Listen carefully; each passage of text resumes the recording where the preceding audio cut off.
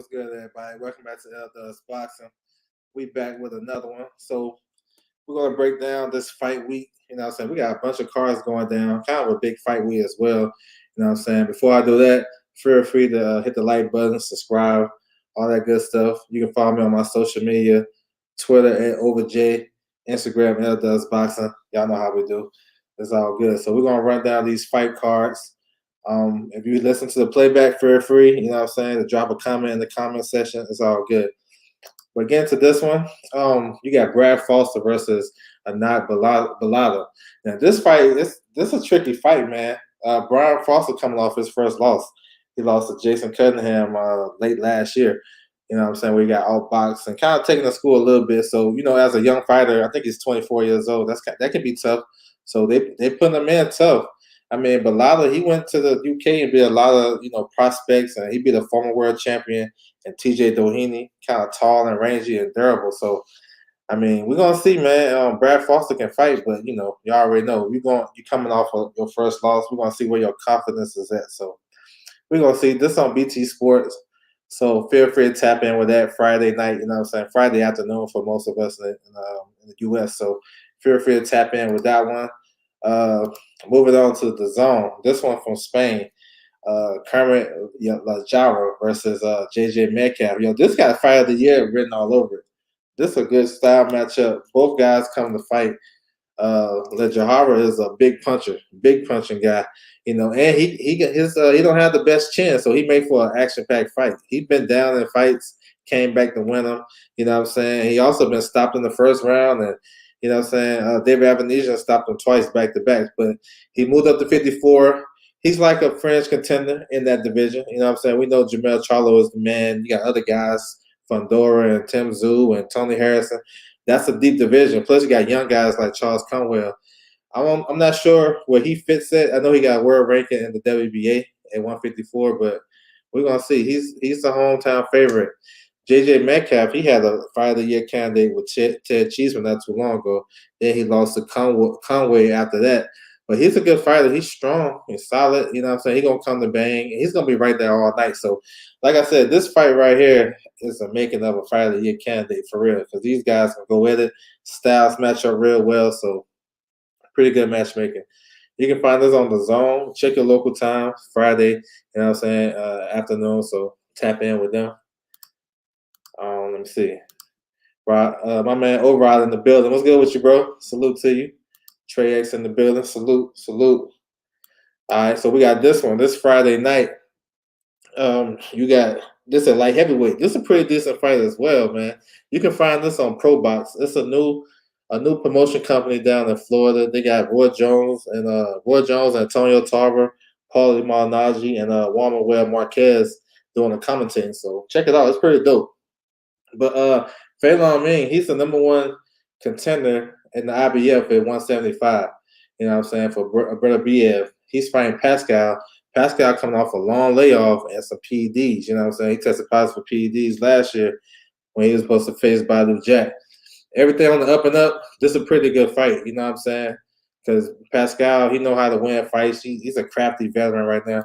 He said Matt Renoff going to do it 54. He's going to run it back with Soro. So look for maybe July the 9th on one of those DAZN cards. Leaning towards Pascal. Yeah, Pascal could definitely win. Yeah, rematch with Soro. Yeah, look for July the 9th on DAZN.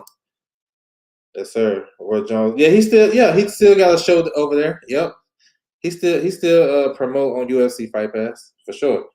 Yep, he got a show coming up. I think he's gonna promote that Triller show, June 25th with Big Baby Miller on there. So yeah, he's still doing that. But this is a good fight though. Ming is a southpaw. What I'm saying? Technical type of guy. Good counter puncher. And we know Pascal can lull you to sleep and throw a big overhand right and get you up out of there. Or, he's just so crafty right now. So we'll see. Hopefully everything on the up and up, no controversy, and this should be a pretty good fight. On this undercard, they're having a tournament at 140 pounds. It's an 8-man tournament. They're gonna do, this is the quarterfinals right here. And a lot of French contender type of guys. Y'all feel free to tap in on BoxRec to look up these guys. But you got what's his name? Zen Wang on. He's fighting Francisco Armena. Kendo Castaneda. Y'all probably remember him fighting on some top ranked cards in the bubble. Sonny Ferguson, that's another one. He's like a French guy. He fought on some top ranked cards as an opponent. Michael Dutchover, he fought on Triller last year. He got stopped by my man Albright. You know what I'm saying? Clarence Booth, that's a local guy from Florida. You got Antonio Moran. You remember Antonio Moran got stopped by Devin Haney, that highlight reel knockout, and he's going against Jeffrey Torres. So they calling this the last chance tournament. So hopefully these guys come in ready to fight. You know what I'm saying? Ready to give it their all. But this is going to be 4 fights, the quarterfinals on this undercard. Ming versus Pascal. So tap in. What's it called? Pro Box. I'm sorry, Pro Box TV. They got an app. Y'all can log in real quick. I think it's $1.99 a month. You know what I'm saying? It's a new thing they're doing. I mean, they've been having some fight cards on YouTube the last couple of months, and it's been real good. You got good production quality and all that shit. If you guys into that, so yeah, tap in with that for sure. That Pascal usually lose to guys who are better than me. Yeah, Kovalev. Who else beat him? Froch. You know, I like Pascal though. Pascal a little crafty. I just wish he didn't have that PED situation. Now we can, we gonna always doubt his career now, but it is what it is. All right, so we got this one right here. This like these guys made this fight and this card on their own. Tevin Farmer, former world champion, versus another former world champion, Mickey Bey. This is going down in Dubai, and they're doing their own pay-per-view. They put it on by themselves, so that's dope right there. You know what I'm saying? As far as the matchup, both guys been on the ring for a long ass time. Mickey Bey longer than Farmer, and both guys are boxer counter punchers. So we're gonna see who's gonna take the lead. I would say maybe Tevin Farmer takes the lead. His title defense is at 130. He was more so sitting in the pocket. You know what I'm saying? He really wasn't boxing and moving like that. Mickey Bey, he's an older guy. He got good boxing skills.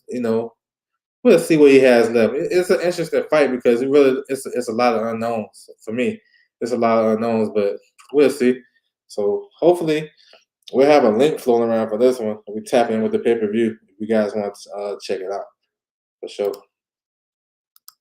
All right, so this one right here, you can catch this on YouTube, Universum YouTube channel, or Pro Bellum. Go to the website; it's easy work. Log in with your Google account. But you got Zon Kalabuski. He got a top 15 ranking in the WBA, I believe. Heavyweight. He's facing Johan Duhaupas. Duhaupas is past his prime. You know what I'm saying? He really probably shouldn't be fighting. Zon, this guy, he's a good opponent for Martin Bakole. We seen him last week beat Tony Yoka. He's a European type of guy. I'm not sure how they really gonna move him. He's been facing a lot of French guys and low-level competition. So we're gonna see after this he's gonna be able to step up. But he should be able to stop Duhaupas pretty quick. Keep it a buck. Kovalev, Froch, Hopkins, Bivol, yeah, me. All of them better than me. Yeah, I agree with that. We'll see. Both guys. Well, I think Mean fought late last year. Pascal, he been out of the ring for a long ass time. So we're gonna see. We're gonna see. All right. Moving on. So this is May 21st on the Zone. This is a pretty interesting card right here. You know what I'm saying? They got some young fighters on the undercard. John Hedges. You know what I'm saying? Y'all can check them guys out on YouTube. They normally show the prelims on YouTube before they switch over to the Zone. Chev Clark, that's another guy. Shallow DeFredis. So they got some young guys they trying to build up too. There's a couple fights though on here that I want to touch on for sure though. And headline Bobby Waxy versus Richards. You know what I'm saying? Y'all already see it. That's a good light heavyweight fight. It's a WBA eliminator, but we're gonna touch on that. First fight, you got Scotty versus Ramon. Ramon just lost her IBF title to Ebony Bridges a couple of months ago in March. So she should be in pretty good shape. You know what I'm saying? She moving up in weight. She didn't let her hands go in that fight. She kind of just let Ebony Bridges just do whatever. And then she started to fight towards the back half of the fight and won a couple of rounds. Scotty, they want her to be a world champion. You know what I'm saying? She got some skills. She just recently fought as well. So they're trying to see, I guess this is like her gatekeeper fight right here to see can she go to world title status at 122. So we're going to see. We're going to see. I think Scotty probably win the fight. I want your opinion on Boaxi versus Richards. That's my most anticipated fight of the weekend. Okay, I got you covered. No shit. I'm gonna get to it. W underscore right side in the building. What's good with you, bro? Salute. Salute to you. All right. This one right here, this at 140. This like a French type of fight, you know what I'm saying? Robbie Davis Jr. versus Javier Molina. Now this is a tricky fight. Molina is he probably turned into maybe I ain't gonna say a journeyman, but maybe a gatekeeper type of guy. He just lost to Jesus Ramos last year. I think Pedraza beat him. But he's going over to face Robbie Davis, which is a fight he can win. Robbie Davis coming off a victory over Hank Lundy, where he knocked him off the ring. You know what I'm saying? 2 rounds ran through him. So he got some confidence back. This can be a pretty good fight, though. You know what I'm saying? At 140. We're going to see because they're trying to push Robbie Davis. If Robbie Davis win, he may be an opponent for somebody like Montana Love, you know what I'm saying, on that side. But we're going to see. But Molina, he can win this fight too. You know what I'm saying? It depends the game plan, how he go over there, how he traveled to the UK. So we're going to see with that one. We got this Bridgerweight fight, Babbitt versus Browski. This for the WC silver title. You know, in Bridgerweight division, WC is the only sanctioned body that's doing Bridgerweight. And this could be a pretty good fight. Browski from Poland, he got 1 loss. You know what I'm saying? You know what I'm saying? He's a European level guy.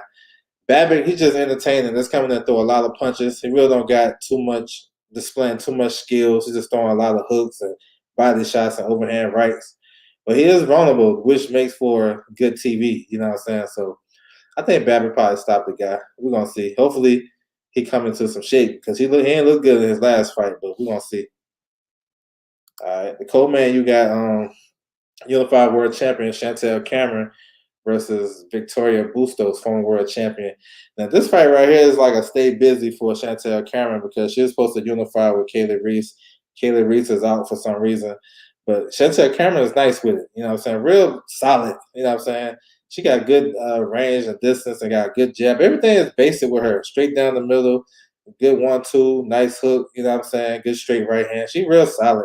She don't do nothing too crazy. She ain't the fastest one, the fastest fighter, and she ain't the strongest. She's just very solid with everything she do. Bustos is a smaller opponent. You know what I'm saying? She don't got no pop.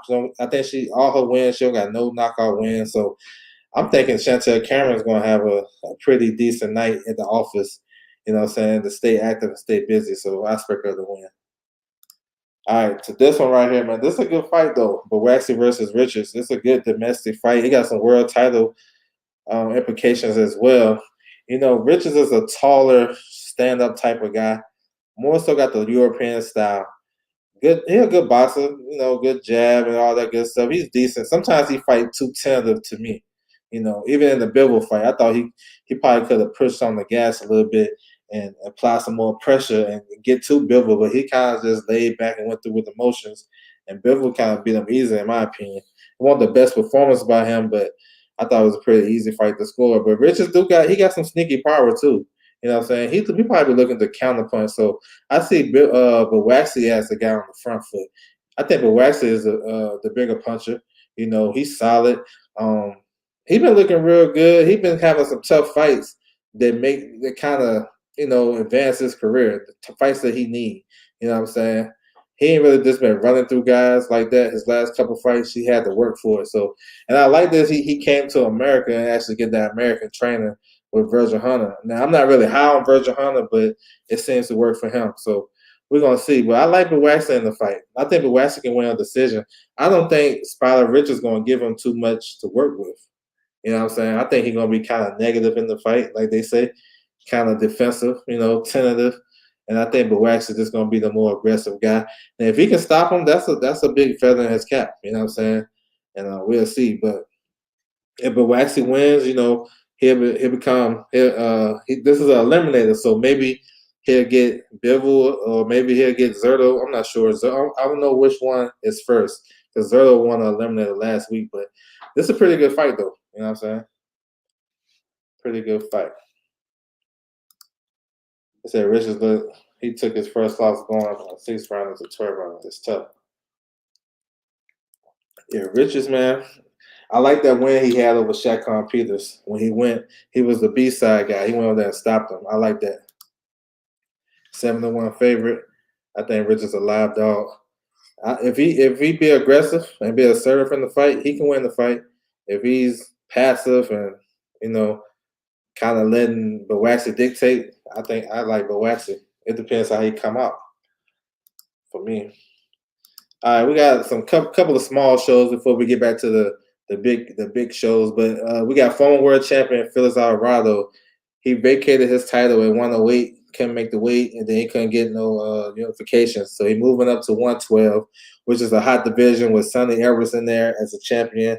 You got Junto Nakatani, that's a WO champion. You got the WA champion, Dr. Cannon. You know what I'm saying? Then you got the WBC champion, El Rey Martinez. So he moving up, taking a tune-up fight out there in Nicaragua. So, what I'm saying, we'll see. I think his fight is on Facebook too. We got this card right here. This is from this is gonna be in Florida. Got some pretty notable names on here, you know what I'm saying? It's gonna headline by Christopher Diaz versus Miguel Beltran. Beltran, if y'all remember him, he got stopped in the first round by Christopher Colbert. Gamboa beat him in 10 rounds. So Christopher Diaz is nice. He just got number 9 ranking in the WBA at featherweight. So maybe he just signed with this new promotion team, Valley Sports. So looking to move him, I guess. I like him though. I like Christopher Diaz. I actually thought he beat Dalbay in his last fight. You know what I'm saying? It was a close fight, but good to see him back. Conor Coyle is back against Antonio Todd. You know what I'm saying? Coyle is from Ireland. You know what I'm saying? That's a middleweight fight. Nestor Bravo, he's back fighting at junior welterweight 140. I like him. He's strong, solid. Haven't been the most active guy. He came back recently though. You know what I'm saying? But good to see him active. And that's another guy. If he's going to campaign at 140, he fits right along with those other guys. There's a lot of fringe guys at 140. You know what I'm saying? So this is a pretty decent card though. You know what I'm saying? Down in Florida. All right, we're going to move to the top rank card. For sure. TS Boxing in the building. What's good, bro? I put my hands up and thought, man, I was trying to tell everybody, man, that fight was not going to last that long. You know what I'm saying? He said, I thought he beat him too. I thought he came on strong down the stretch. Dalbay started strong, and I thought Diaz got back to it. All right, so we got this fight right here. It's going to headline the Top Rank show on ESPN Saturday, May 21st. So you got Janibek versus Danny Diggum. Diggum is from the UK, southpaw. I think like 6'2", 6'1", 6'2". Kind of a counter-punching southpaw, we really can't tell what these guys really got. They've been fighting over there in the UK and the European circuit until they come over here and face, better competition. But his skill set, he's tall and rangy, like to use his jab and counter-punch and stuff like that. And Janibek got the same qualities. He like to do the same thing. So it could be a waiting game. Two southpaws looking at each other for the first couple of rounds. Then I edge it towards Janibek because he's a bigger puncher to me. And I think Janibek would be more on the front foot trying to be aggressive and, trying to make a statement. I mean, Janibek been calling out everybody. Andre, you can say he ducked him. He moved up to 68. You know what I'm saying? So, and a lot of other guys didn't want to fight Janibek because he's a tough matchup. So we're gonna see. You know what I'm saying? I think Janibek wins this fight maybe mid rounds. I think he'll win like 6 or 7. But we're gonna see. It's gonna be a chess match early, and then I think Janibek gonna figure it out, try to break the man down. So we're gonna see. In the promotion of Top Rank called Jamel, the fan favorite. Yes, sir. We're gonna get to that fight next. Jamel Herring versus Jermaine Ortiz. Herring is a former world champion coming off that, beat down and tough loss to Shakur Stevenson. I only gave him maybe 1 round, the 5th round. But, Jamel Herring is a good boxer. He moving back up to 35 for this fight. This is where he was at when he was with PBC. So he moving back up. He got some good skills like that. Some things to take note of is he got a new training team. He's with Manny Robles now. So he left Team Crawford. He's with Robles. I like Manny Robles for real. That's one of my favorite trainers. So, maybe, he don't miss a beat. Maybe he can get, gain something else, something he was missing. But the thing with him, like sometimes for me, every time I watch Jamel Herring, I know he got good skills, good boxer from range, got a nice uppercut. You see what he did to Frampton. It seems like in the mid rounds he's kind of loses focus or something. I remember in the Lamont Roche fight, I felt like he was dominated, and then like after the sixth round, he just put it on cruise control and let Lamont Roche get back in the fight just a little bit. He can't do that here. He's facing a good athlete. This guy right here, Jermaine Ortiz, is a good athlete. You know what I'm saying? He real solid, real fluid in his movement. Got fast hands, fast feet. We seen him on Showbox recently. He beat Albright. I mean, he took him to school. You know what I'm saying? So he can box and he can come forward. He got kind of a herky jerk style as well. Like he'll jump in and land fast combinations, then he'll walk around the ring and box and lull you to sleep. So it's a tricky fight, man. Listen, this can be an upset. Like real talk, I wouldn't be surprised if Ortiz win this fight. It's a fight he can win. We're gonna see. I mean, it's some other variables in this fight too.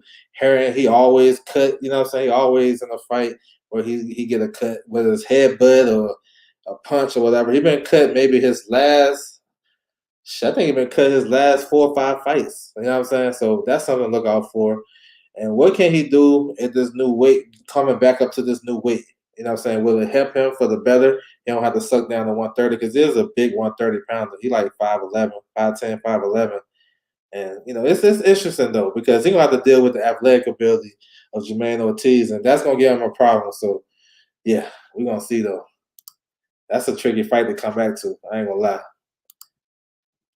He said he had a way deeper amateur background. Yeah, hell of an amateur background. As much as Johnny Bay been talking, he better be. Yeah, bro, he better be. You know what I'm saying? He said he a beast. I like Johnny Bay. I don't think he's that destroyer like everybody be saying, like a big puncher. He's more so of a technical boxer that breaks you down. But I like him though. Yeah, this is a tough fight for Herring for sure. I think Herring 36. I think he's 36. I want to say. I think he's 30. I think he turned 36 in October, right after the Shakur fight. 37, yeah, something like that. He up there. I don't like the time frame. He changed his training. You know. I think that move probably was made a minute ago. But yeah, I'm with you though. When they be changing trainers like that, we'll see though. Tricky fight for him though. So we got some good names on this card. Tiger Johnson, the U.S. Olympian, is on this card. He looked good his last fight. You know what I'm saying? He looked real good. He's 2-0 now. Trying to be 3-0. I like him. Look like he's trying to campaign at 140. Yeah, he's nice. I like him. You know what I'm saying? He's going to open up the ESPN card, so that's going to be a lot of looks for him. You got Adam Lopez on the card. He's facing William and Carcillon.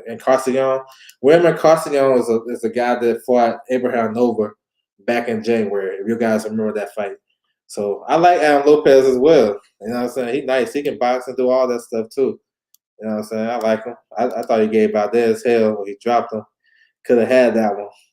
Steven Nelson is back. I mean, he's been out of the ring for a minute because he had an Achilles injury. I think this fight gonna be a light heavyweight, so I ain't mad at that. Normally he campaigns at 168, so it's good to see him back. I don't think his opponent really ain't nothing too crazy. So it's good to see him back though, because he's been out for a minute, and I thought he was going to fight Berlanga pretty soon. You know what I'm saying? Sometime this year. Carlos Balderas, this is another one. Former Olympian, getting back on track after that loss he had on the Charlo Harrison undercard on PBC when he was over there. So he been looking good though his last couple fights with Buddy McGirt. You know what I'm saying? So looking to continue that. He's on the card. Duke Reagan, another Olympian. This is silver medalist right here. You know what I'm saying? He just came back recently as well. You know what I'm saying? Won a 6th rounder. This is another good fighter at featherweight. I like him. You know what I'm saying? You got Giovanni Cabrera's on the card. So check him out. But he's in a tough fight. He's facing Elias Arroyo. Arroyo fought my man named Morataya on the undercard of Bud Crawford and Sean Porter. So he got a tough fight. I think the other guys got kind of easier fights, but this one is a tough fight. Charlie Sheehy, that's another one. Good amateur. You know what I'm saying? I think this is his 3rd or 4th fight. You know what I'm saying? Kasir Golson is on the card. You know what I'm saying? The prospect from New York. I like him. He fights at welterweight. He's decent. Jesse Magdaleno is back. Former world champion. Y'all remember him. Lost to Dalby and all that stuff. He been on the ring for a minute. The last time I seen him was in the bubble when Top Rank was starting their fights. He fought that guy that was real dirty. You know what I'm saying? Sugar guy, I think he beat him. I think they went all the distance. I think it was a DQ. I can't remember, but the guy was dirty. Jesse can fight, man. He fits in at 126. You know what I'm saying? We're gonna see. He got a new managing team, so they're gonna do a one last push for a world title. He fits in definitely if we're gonna get a fight with Navarrete. I know he's been calling him out, so yeah, I like Jesse. Jesse can fight, so it's good to see him back for sure. So I like that Top Rank card. That's a lot of good names on there. He said Janabek solid, but Andre would have beat him. I felt the same way. He said my man Heron been training hard. Yo, that's what's up. Salute to you, Andrew Charles. Salute. My guy Tiger is back already. He got some skills. Yep. I like him. Blue Nose is my guy. I like Blue Nose. Jermaine Ortiz is gonna whoop Heron. I just realized who Ortiz is. Yeah, that guy, that's a tough fight. That is an upset right there. I'm gonna see how them odds looks too. If you got them odds straight, drop them for me. Because that's a fight that definitely Jamel Herring can win. The guy is athletic. He's real. He's good. All right, the last card we got on Showtime. David Benavidez versus David Lemieux. This is a super middleweight WBC interim title on the line, 1-2. We're going to talk about that fight. But there's a couple of guys on the undercard that I want to touch on. Elvis Gomez, 154-pound Cuban, coming out, get 5-0. You know what I'm saying? They're trying to move him quick. He's facing Jorge Cota. Y'all know when every time you see a fighter fighting Jorge Cota, that's definitely the gatekeeper of the PBC. You know what I'm saying? Everybody gonna fight him. So, Jorge Cota got a tricky style, but he ain't really taking punches that well as of late. And Gomez is nice with it. You know what I'm saying? He reminds me of Lara a little bit, but more aggressive. Like, I know he was aggressive in his last fight versus Clay Collard. He ran right at him, ran through him. But he's a boxer, though. He's a boxer counterpuncher. You know what I'm saying? He's just a little bit more aggressive, but I like him. Look out for him. Now, I'm not sure if Richardson Hitchens, if his fight going to be on the televised portion, but he's on this card. He's facing a guy named Angel Rodriguez. He's like, 10-0, 11-0, something like that. It's kind of crazy because I was thinking Hitchens was going to get on Tank's card. He's from Brooklyn. They broke with TMT. It makes sense to me. I don't know. He's fighting in Arizona. And he may be off TV, so that's crazy. But he can box though, real solid. He don't give you too much. Good boxer, good jab. He don't really press the action though. So that's gonna be as he get up in the ranks. And a lot of people when he started fighting better competition, people ain't gonna like the way he fight because he don't press the action. He'll box his way to a decision. Use his jab all night. And to me, I'm with it. If you're gonna win like that, it's okay. But everybody want to count people's pockets, so they'll say, "Well, you got to do this and try to go get the knockout when you dominate, and you best around get clipped, and then they're not gonna be around." You know what I'm saying? When you get clipped, though.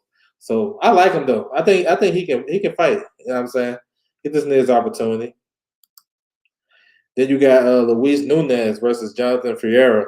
Nunes fought twice on ShoBox not too long ago, recently. He can fight, though. You know what I'm saying? He a good boxer. He stopped the guy his last fight in, like, the last round. He was all boxing and all punching him the whole fight. He's explosive, too, from the Dominican Republic. He's facing Jonathan Ferreira. That's another tough guy. You see that record. He's 13-0, 12 knockout. So, from Mexico. So you never know, is that power real? So we're going to see. I'm not sure if this fight even makes – I don't even know what's the 3 fights. You know what I'm saying? But I know these guys is on the card. Also, too, in another note, Victor Ortiz is on this card. He's facing Todd Manuel. He's going to be off TV for sure, but he's on this card. So he's fighting at 54. So when you see that, stuff like that, when former world champions is probably past their primes and they on the undercard, that means they probably get something big down the line. You know what I'm saying? He fought last year Robert Guerrero on the Pacquiao undercard, Pacquiao and Ugas. So that tells you something. So he may have some smoke coming up. You know what I'm saying? So we're gonna see. But on to the main event though. You know what I'm saying? On paper, it looked like Benavidez is gonna run through Lemieux, and that may happen for sure. I just don't know how Cody keeps getting these opportunities. He's a gatekeeper. He gonna always get gatekeepers. A gatekeeper gonna always be around the sport of boxing because you can lose 3 in a row, but then you can upset somebody, and then they'll be like, okay, we're gonna give you somebody else. You know what I'm saying? He'll lose to Lubin, lose to all these guys. He gave Rosario a tough fight. He beat Conflict Lamana. You know what I'm saying? So he give guys tough fights, and they're gonna keep calling him back. You know what I'm saying? He fought Fondor. He clipped Fondor a couple times. So that's why gatekeepers can last in the sport of boxing. If you're durable and you got some type of danger, promoters want to put you in with that type of guy if you're a hot prospect. So he'll always have a place in the sport as long as he can take punches. Okay, so the main event, Benavidez versus Lemieux. I think this is gonna be an action-packed fight. You know what I'm saying? Looking at this, Benavidez fought this style before. Remember Ronald Gavril? He fought him twice. The first fight was a pretty close fight. I thought Benavidez won the first fight, even though he got dropped in the last round. I still thought he was winning that fight clearer than me. And then the second fight, he dominated Gavril. This is a similar style. We know Lemieux is a former world champion, big punching guy. That's at 160 though. 168, he haven't really looked that best. You know what I'm saying? I seen fights where he was getting dropped. He got dropped twice in the Max Borax fight. I don't know if you guys seen that. He don't like getting pushed back. He can't handle a jab. If you got a good jab like Benavidez have, and we seen what Triple G did to him, you can control him. You know what I'm saying? You can control him. He kind of one-dimensional, looking for strong hooks and overhand rights. So that's why I see I see him getting beat up. I ain't gonna lie. Benavidez got fast hands. He got a good jab too. Probably his biggest weakness is he pulls straight back. He can get hit. You know what I'm saying? But you gotta get to him. But Benavidez can mix it up. He can lead with the right hand. He can jab all night. When the second fight against Gavril, he just circled the middle of the ring all night, circled the ring and used his jab. And then once he seen my man started to slow down, he started to pick it up and push the pace and dig to the body. I like Benavidez in this fight, of course. I think he's gonna stop him maybe like eight rounds. It may be a mercy stoppage, maybe the referee, but I think he's gonna start digging to the body to slow down Lemieux.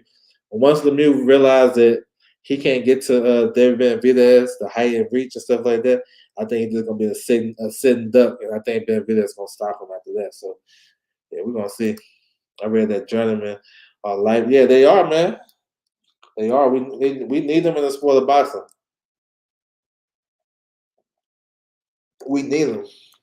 You know what I'm saying? Because most journeymen are always ready to fight. You know what I'm saying? They bring you enough danger where they can win a fight. Look at Bert Cooper. You know what I'm saying? That's probably the best journeyman ever. He'll knock your ass out if you mess around with him. You see what he did to Holyfield, and he was ready. You know what I'm saying? That was a weak notice. You know what I'm saying? When Tyson pulled out with a rib injury, and he was ready. So, yeah, we need him. Yeah, you saw that fight? Yeah, man. I watched it the other day too. Just to get ready for this. Yeah, he ain't. I don't know. But we'll see. They'll probably throw in the towel. Yeah, they will. So yeah, man, that's what it is, man. This is the fight week right here. Pretty decent. So I'm gonna run it back again just in case you guys missed something. But it's a lot of fights. You know what I'm saying? Glenn Johnson. Yeah, Glenn Johnson. He was a world champion. Then he turned into a journeyman, started losing close fights overseas and stuff. Got back to it. Became he won fight of the year. Beat Roy Jones and Dan Tarver the same year. And then after that, he basically became a journeyman. And he was ready when they called his name for Carl Froch. He was ready. You know what I'm saying? So yeah, that's a good one. The Road Warriors. So let me recap real quick. Let me get up out of here. Salute to everybody coming through the building. But you got Brad Foster coming back. This is a Queensberry promotion, BT Sport. Feel free to tap in. This is a Friday, May the 20th. You know what I'm saying? This one on the Zone. Ledger Harbor versus Metcalf. This is going to be a good fight, yo. This is going to be a good one. This might be one of the best fights of the weekend. So tap in with that one. Mean versus Pascal. I like this fight right here, light heavyweight. We'll see. Pascal, excuse me. I like Pascal, but I don't know if I don't think he's gonna get outboxed in this fight. Honestly, I think the ring versus. But we're gonna see though. Pascal he's unpredictable, so we don't know. Uh, Former versus Mickey Bay. They got their own pay-per-view popping off in Dubai. So, you know what I'm saying? If you guys want to check that out, tap in with them. Kyle Buski versus Duopod. This is a journeyman type of opponent for Kyle Buski. He should stop this guy. You know what I'm saying? Duopod. He's been around for a while. This one's on the zone as well, May 21st. Waxy versus Richards. This is a good fight, man. Light heavyweight. You got Chantel Cameron. Chantel Cameron is one of the best female fighters in boxing right now. She's one of the best, real talk. You know what I'm saying? You got Babbage on the card. Got some of the young talent on the card. So tap in with that one. That's Saturday, May 21st. You got a local card in Nicaragua. You know, a small level club show card. Phillips Alvarado, former world champion. He's fighting on Facebook. So tap in with that if you guys are interested. Christopher Diaz is back. This Bally Sports, y'all can tap in with them as well. This down in Florida, so I like Christopher Diaz. I think he can do some things. I still think he got the skills to be a world champion, bro. I don't know what it takes, what he got to do to get there, but he definitely got the skills. And then you got this top ranked card, Janibek versus Diggum. This is for the WBO interim title at 160. So they'll be the mandatory for Demetrius Andrade, who has not vacated his title yet. I just want to clear that up. You got Jamel Herring versus Jermaine Ortiz on the card. That's a tricky fight. Good co-main event. We're gonna see what Herring has left because that was a tough. That's another thing. How much punishment did he really take in that Shakur fight? Like, it's a lot of questions he got to answer. You know what I'm saying? And then you got this one right here to close out the night on Showtime. David Benavidez versus David Lemieux on the card. It's from Arizona, so it's a hometown fight for David Benavidez. And I think he's gonna put on the show. You know what I'm saying? For sure. Definitely put on the show. So that's what it is. Good boxing coming up. He said, damn, JoJo Dan still fighting. He is. I haven't seen him. Java and Metcalf will be crazy. Metcalf and Cheeseman. Yeah, that was a crazy fight for sure. Andreas in the building. What's good with you, bro? Salute to you. So yeah, I want to salute everybody coming to the building. Make sure you guys hit me on my social media. You know what I'm saying? If you feel like, if you want to, Twitter at OverJ, Instagram L Does Boxing. That's how we moving. Feel free to drop a comment for those listening to a playback. If you guys got any questions or anything like that, feel free to tap in with me. You know what I'm saying? I appreciate you guys. That's my time, and I'm out.